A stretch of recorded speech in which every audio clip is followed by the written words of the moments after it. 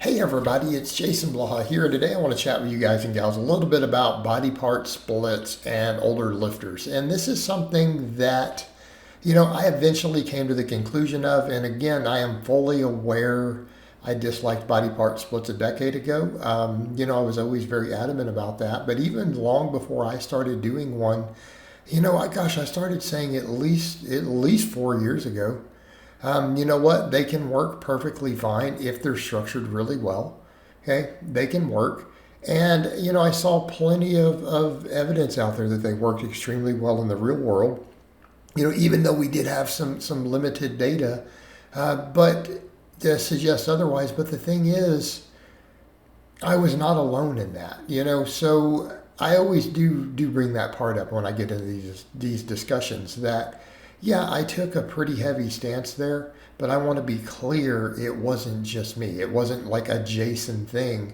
It was by and large most people who were looking at exercise science research, right? Most people who were looking at it, were saying, yeah, there's definitely, there seems to be decent evidence supporting that training a muscle 2, maybe even 3 times a week is probably better for muscle growth, right? We were going off what we had available. Now, in retrospect, again, as we get older, more mature, wiser, more life experience, we realize maybe we shouldn't always be so dogmatic, or because we think we have a couple of studies showing something, especially in something like exercise science, which is not, it is not exactly a top tier science, guys. It is not exactly a hard science with amazing funding and the best researchers and the best minds. In other words, the best scientific minds don't go into exercise science. Let's just call it like it is. It is a very low tier science. And that's no disrespect intended. It's just the facts. It's the reality. Okay? It just is what it is. And if we're going to be dogmatic off that level of evidence, there's a real potential you're going to have to eat crow at some point. There's serious potential of that happening. And that was one of those cases where I had to step up and eat crow and go, you know what? I was wrong. And it's not saying that the twice a week doesn't work. It clearly works really well. I got plenty of people jacked, crazy strong, extremely strong. I mean, elite powerlifting strong. Plenty of clients doing that. And so have other people. So we need to be clear, not saying it doesn't work, just saying that it's not as important or as necessary as we might have thought based upon the evidence. Because then later evidence has gone back and forth.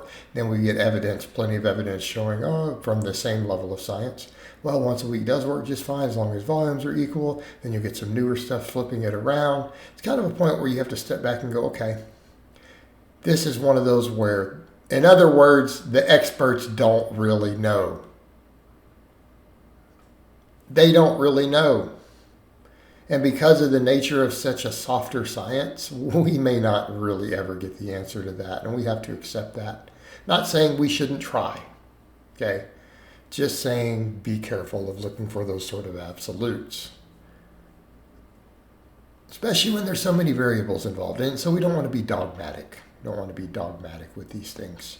And I've learned to be less dogmatic. There's a point where I go, you know what? Higher volumes can have their place. Lower volumes can have their place. See, I can take both positions. High carb and low carb diets can have their place. We can eat high protein in most cases, and maybe some benefits in the many situations to much, much higher proteins. They go beyond what we would need for muscle growth, right? So on and so forth. We don't have to be dogmatic. We have to use our experience as coaches, our observers of what other coaches do, what they do in the trenches, what we see in our lifters, our athletes, our clients. And we have to take all of this in and try to look at stuff and go, you know what? There's a lot of situationally dependent stuff. And it's not a case of, just find what works for you, because what works for you now may not be ideal later. It's about trying to find the situations where different things will work for different people, especially those of us putting out information, those of us coaching. And in that case, I've definitely concluded the lower frequency training really works well. Lower frequency per body part, especially lower frequency on the big lifts. Not saying you can't do some curls or some isolation work for same muscle more than once a week. The big movements, the big compound movements though, once a week for older lifters. And here's what we come down to. It doesn't seem to give better gains to do more per se, as long as volume is equal. Again, a point of minor contention still in the scientific community on it, but is it enough to matter? I'm going to go with probably not. Because at the end of the day, what are we looking at? Joint health, recovery, tendons. Okay. What I found when I was squatting twice a week, when I was benching twice a week, all these sort of things, they beat you up. They absolutely beat you up. But if these same basic big movement patterns are only done once a week, guess what? We don't get as beat up, and we can be just as big and just as strong. Okay? Right? I am. Look at what I'm lifting on box squats and stuff now. I'm just as strong. Works just as well. And plenty of people have been world record holders doing this. So are we going to claim it can't be optimal? Well, the people who've done it who were the best in the world. So clearly they were at least decent. They were at least semi-right. They couldn't have been too far from the mark if they're breaking world records. Right? I mean, I think we can at least surmise that much. They couldn't have been too far from the mark. You know, granted genetics and drugs and other stuff, but, you know, again, they clearly were doing some stuff right. Okay.